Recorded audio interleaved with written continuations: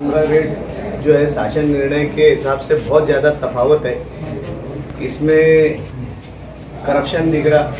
घोटाला दिख रहा, महानगर पालिका का आर्थिक नुकसान दिख रहा। तो जो अधिकारियों ने इस तरीके की हरकत करे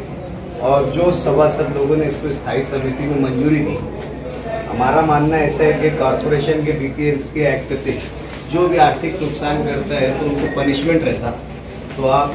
ये हमारा निवेदन है कि आप लोग उन पर कार्रवाई करें। पिछले 2 साल से जो है कब्रिस्तान के लिए घास काटने के लिए बजट नहीं पकड़ रहे। ये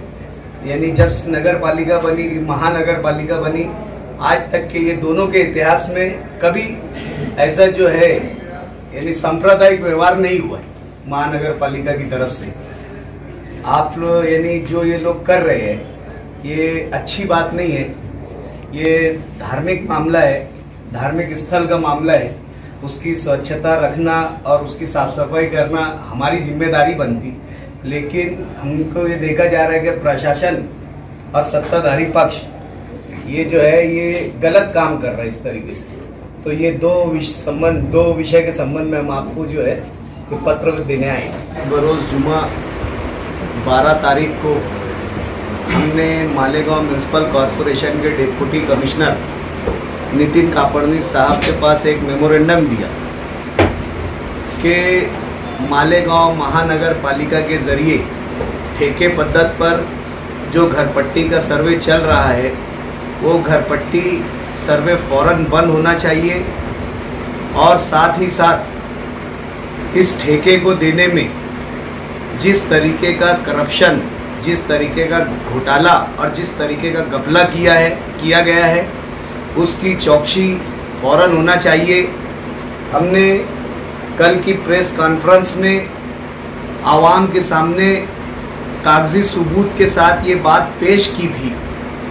कि रियासती हुकूमत की जानिब से सर्वे करने के लिए हर घर फी घर 223 रुपये का शासन ने, महाराष्ट्र हुकूमत ने जो है रेट तय किया था। लेकिन देखने में ये आया है कि मालेगांव म्यूनसिपल कॉरपोरेशन के अधिकारियों ने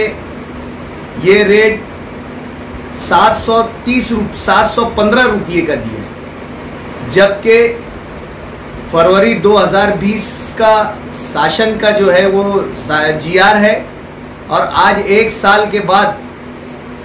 भाव में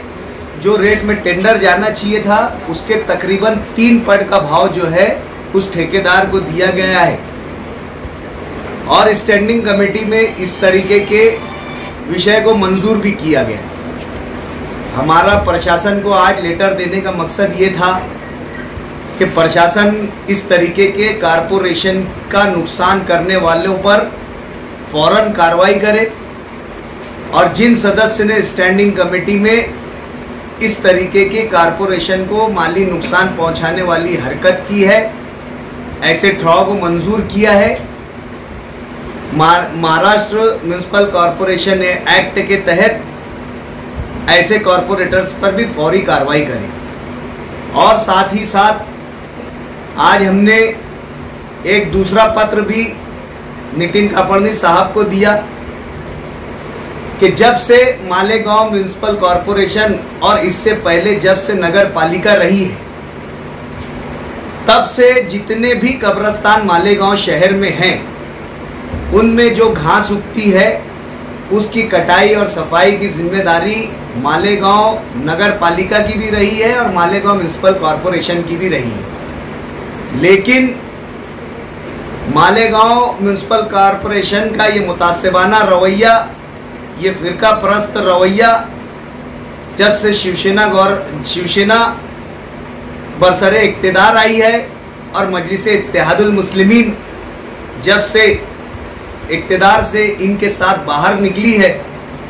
जब से जो बजट पेश किया जा रहा है उस बजट में मालेगांव के कब्रिस्तानों की घास की कटाई का बजट नहीं पकड़ा जा रहा है। देखने में ये आ रहा है कि बाकी तमाम मज़ाहिब के धर्म स्थलों की सफाई का काम या उसमें लगने वाले लवाजमात का काम म्युनिसिपल कॉरपोरेशन कर रही है। हमने ये देखा है कि पिछले 2 माह सभा में जो मुर्दे जलाने के लिए लकड़ी लगती है, चीता जलाने के लिए जो लकड़ी लगती है, उसके लिए 50 लाख का बजट इस म्युनिसिपल कॉरपोरेशन ने पकड़ा। लेकिन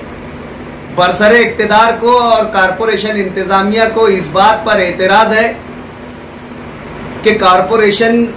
की हुदूद में आने वाले कब्रिस्तान ये खासगी जगह पर है, इसलिए हम वहां पर घास नहीं काट सकते। ये नारवा सुलूक, ये मुतासिबाना सुलूक मालेगांव शहर मजलिस इत्तेहादुल मुस्लिमीन बर्दाश्त नहीं करेगी। अगर आने वाले बजट में प्रशासन की जानिब से कब्रिस्तान की सफाई का बजट जो पिछले वक्तों में पकड़ा जाता था 50 लाख रुपया, अगर नहीं पकड़ती है और अगर प्रशासन की जानिब से स्टैंडिंग कमेटी में बजट पेश होता है और ये हेड नहीं रहेगा, तो आने वाले वक्त में मजलिस इत्तेहादुल मुस्लिमीन इस शहर में एक बड़ी तहरीक इस उन्वान पर भी चलाएगी।